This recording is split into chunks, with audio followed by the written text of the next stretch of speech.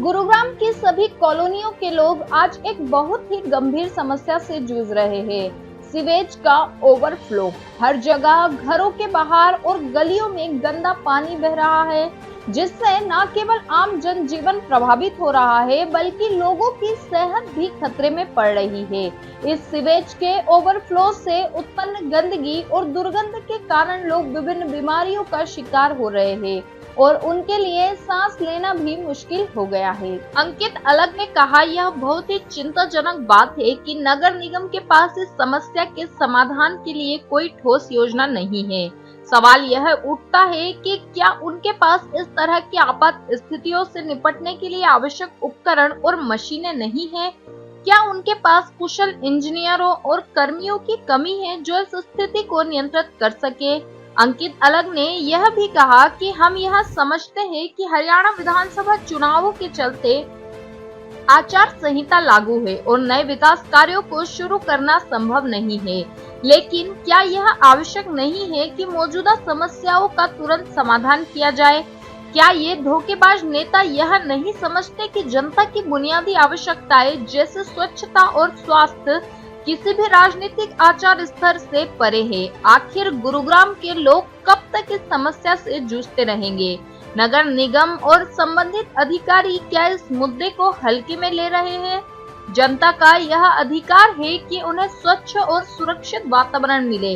हम मांग करते हैं कि नगर निगम और सरकार इस समस्या का तुरंत समाधान निकाले और गुरुग्राम के लोगों को इस दुर्दशा से राहत प्रदान करे। उन्होंने कहा, समय आ गया है कि अधिकारी और नेता जनता की सुने और इस संकट का समाधान निकालने के लिए तुरंत कदम उठाए। गुरुग्राम की जनता अब और इंतजार नहीं कर सकती। हालात जो गुरुग्राम के अंदर से देखा जाए, नई बस्ती से ज्यादा कहीं पर हाल खराब नहीं है। तो क्या कहना है?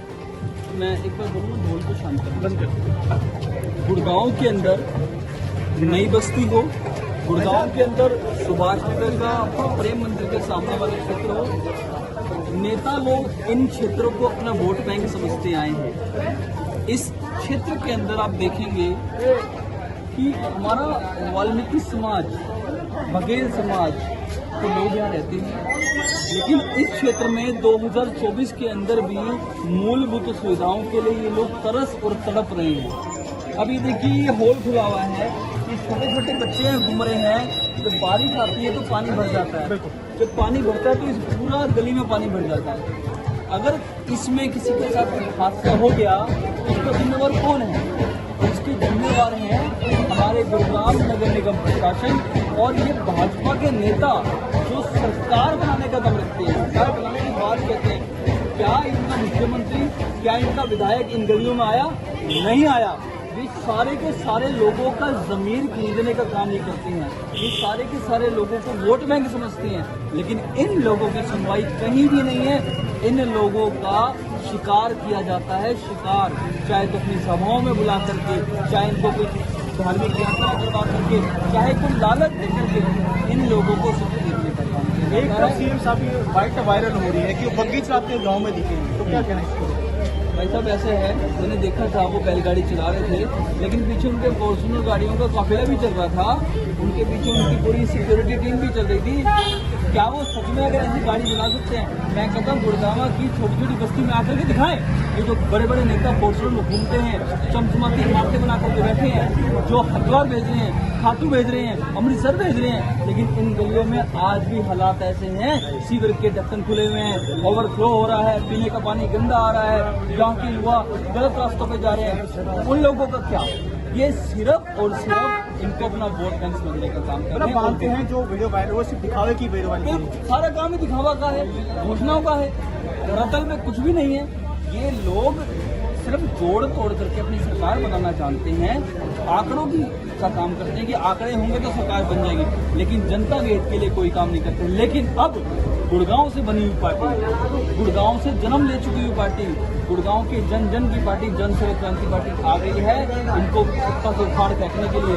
और मैं आज नई बस्ती के लोगों से कहना चाहता हूँ कि अगर आप अपना भविष्य सही करना चाहते हैं, अपनी आने वाली पीढ़ी का भविष्य सही करना चाहते हैं, तो इस बार अपनी जमीन को ध्यान में रखते हुए इस बार नेता को नहीं, एक सेवक को, एक युवा को, एक पढ़े लिखे व्यक्ति को और यहीं के व्यक्ति को कि मैं भी भीमनगर का निवासी हूँ, मैं भी 40 गज में रहता हूँ, मैं जानता हूँ क्या समस्या है। ये समस्या कोई भी खेल सकता है। कहने का मतलब बहुत सी समस्याएं गिरा देंगे आपको ये, लेकिन इसका कोई सही समाधान नहीं है। 10 साल का हिसाब मांग रहे कांग्रेस बीजेपी कांग्रेस से, लेकिन जनता का जो मानना है रोटी कपड़ा और मकान, उसकी बात नहीं कर रहे, क्या कहना चाहोगे? देखिए, हम आम लोगों की क्या ही रिक्वायरमेंट है, हमें क्या चाहिए?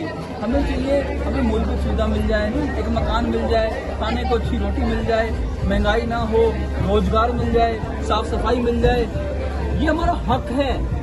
बाबा साहब अम्बेडकर ने जो संविधान का निर्माण किया था उसमें साफ लिखा था कि हमारा हक है, लेकिन इन सरकारों ने हमारा हक, हमारा न्याय छीनने का काम किया। सिर्फ ये पिछड़े वर्ग को वोट बैंक बना करके काम करते हैं। इस पिछड़े वर्ग का कभी ख्याल नहीं रखा गया। सिर्फ एक बार के लिए मुख्यमंत्री बना देने से कुछ नहीं होता।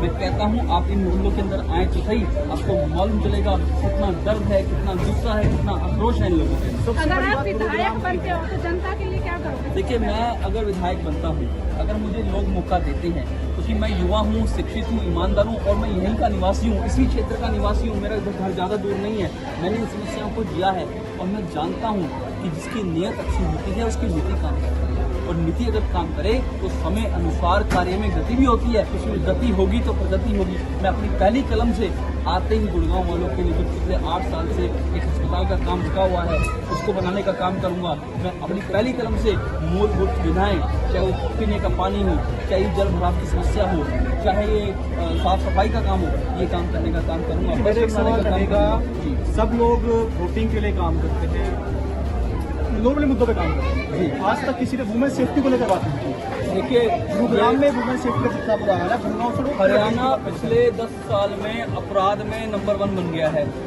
हमारी महिला रात को 10 बजे के बाद रोड पे घूम नहीं सकती।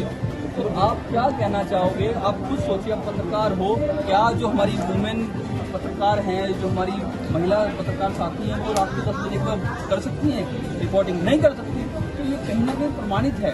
और आज ये लोग कहते हैं कि हमें एक बार मौका दे दो, हम फिर से आएंगे। मैं ये कहूँगा मौका इनको दिया जाएगा, इनको बाहर भागने का मौका देगा। लेकिन बीजेपी नारा देता है बेटी पढ़ाओ बेटी बचाओ, उस नारे को लेकर कितना मानते हैं? सर, कहाँ से इनका नारा सक्सेस होगा?